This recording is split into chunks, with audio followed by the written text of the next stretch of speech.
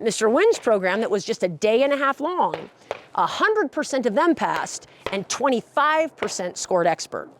So that can show us a little bit of the power of neuro-linguistic programming.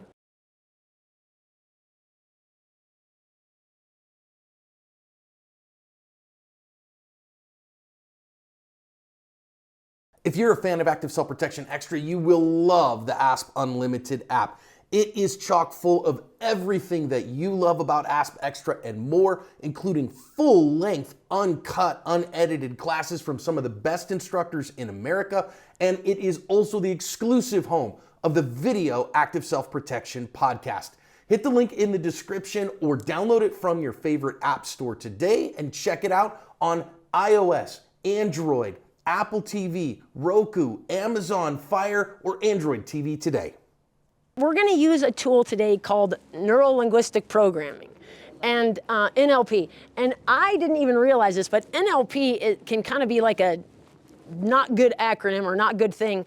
If we think back to the way it was used, kind of abused actually, in, you probably know what I'm talking about, right? Okay. I did it, but I didn't know it was being abused. Okay, so there's some folks that abused it for a period of time and used it for things it wasn't intended to be used for. The context we're using neuro-linguistic programming today is just this. You ready? All neuro-linguistic programming is, it's just a fancy way of saying you're going to be using words to tell your brain what to do. That's all it is. All right? So we can understand the power of NLP looking at an experiment that a man named Marcus Wynn did. He's actually an author. And he did some work with DARPA, D-A-R-P-A, which is Defense Area Readiness Project. And they do some kind of a covert stuff, lots of research and experimentation. How can we help our forward operators get up and ready as quickly as possible? Tons of other stuff too. And I don't remember what year this was. I want to say it was in the 80s or 90s, but I should know that for sure. But it was a project called the JEDI Project, and you can look it up online and find it. But in that project, he took so Mr. Wynn went to the folks at DARPA and said, hey, listen, you've got this Army marksmanship program that's 4.5 days long that you run your guys through. And I can do the same thing you do in that program with 1.5 days with them. And they said, oh, really? And so he took a group of guys through a 1.5 day program. They took their group of guys through a 4.5 day program, the standard program. And guess what happened at the end? I'll read you the exact stats. Group 1, that was the group that did the standard program, the 4.5 days. 73% of them passed and 10% of them scored expert. Mr. Wynn's program that was just a day and a half long, 100% of them passed and 25% scored expert. So that can show us a little bit of the power of neuro-linguistic programming, right? So it can be helpful. So we're going to use that today. Now with NLP, something interesting is we need to say it out loud. We need to hear what it is that we're asking our brain to do. So there's going to come a point where we're going to ask you to talk out loud to yourself. We did it yesterday in Secret to Sub-Second Draw, and we do it in Sniper Pistol also. So we talked about what accuracy was going to look like versus precision. So if we hold up that little board here, and oh, actually, let's do this one. Let's do a blank one. If I hold this up, and I'm going to stand back here a little bit. Yeah, actually, you could. That'd be great. We want him back a little bit so they can. All right, so I would like you, each one of you just point to the board, please. Point to the board, and hold your finger there. Okay, why are you pointing at the center of the board? Did I ask you to? I didn't ask you to, did I? But you did. Isn't that interesting? You can put your hands on. Isn't that interesting? So all of you did that, right? Without even being asked to. So isn't that interesting how our subconscious mind does the work of aiming for us without us even asking it to, right? I'm going to grab the little Sharpie now. Would somebody hand me that? Okay, and now we need this SIRT pistol. I'll start here with, it's Miss Susie, right? Yeah. All right, Miss Susie, I'm going to give that to you. And that's just a training pistol, SIRT pistol. It doesn't actually fire anything. I'm going to put a dot here. It won't look like a nipple, I promise. Don't make too This is all going to be on the class. The sound is? Oh, shoot. Sorry. Okay.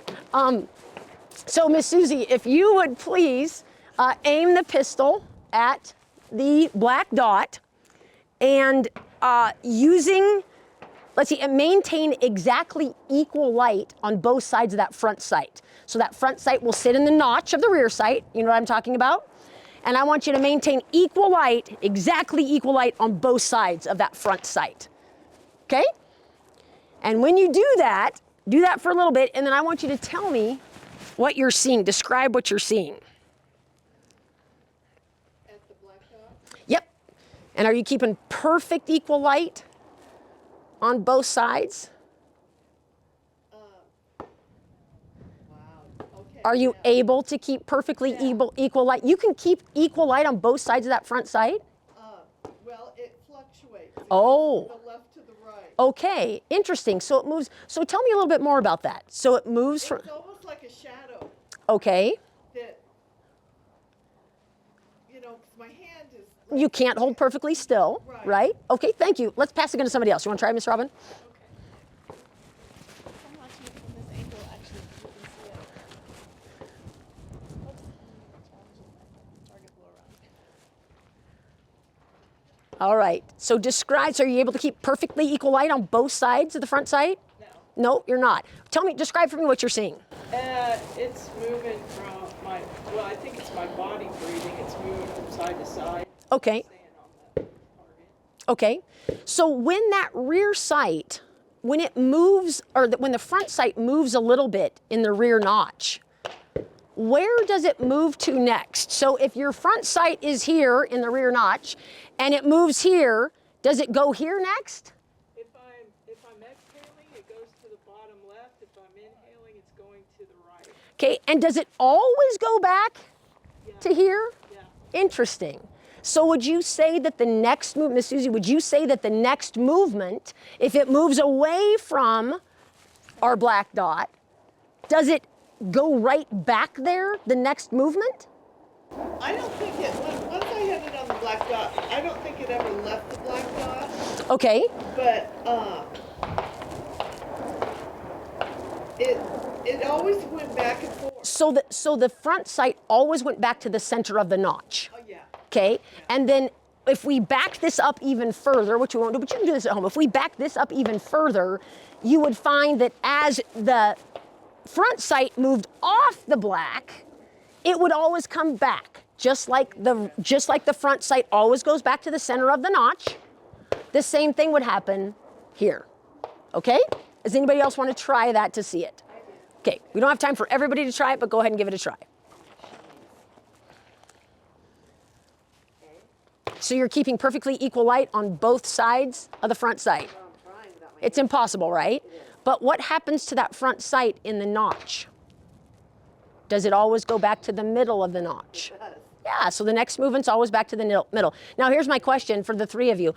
Did any of you have to use any conscious mental effort or any physical movements to move the front sight back to the center of the notch? Did you go like, back to the center of the notch? No, isn't that interesting? And if we moved this back, it'd be the same thing. We wouldn't have to physically move the gun or say, oh, gun, move, in our head to get it to move back to the center. If this many degrees, this direction, this quickly. yeah, we don't, Calculation. yeah, there's no calculations required, right? With no conscious thought, with no calculations, with no with no actual manual input, it still returns where it goes, right?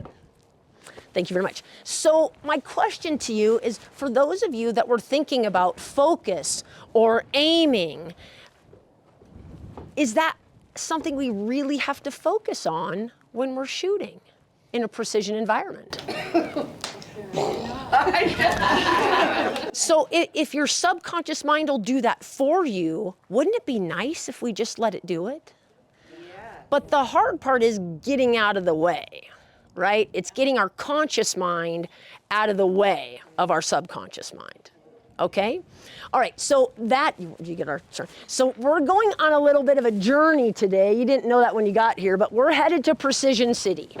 And Precision City looks just like this. That's Precision City, that's where we're headed. Okay? So the first, where we start with what's so funny? Oh, So, and you won't be able to read everything, but right now, here's what I want you to look, see. We are gonna start, so this is our roadmap to Precision City. We said, if there's something, if we can have a path to get there, we can always get to the same place again if we have a path to get there, right? If we don't have a path to get there or a roadmap to get there, we can't get there unless we have it memorized, right? But we need a path to be able to get somewhere. And if we have a path, we can always get to the same place again and again and again. So we're going to start our path, our roadmap. We live in subconscious aiming city, right? The aiming happens for us subconsciously without us even trying. All right? And then this says Precision City or bust. So we're headed to Precision City. Okay? All right. So thank you very much. That's our first stop.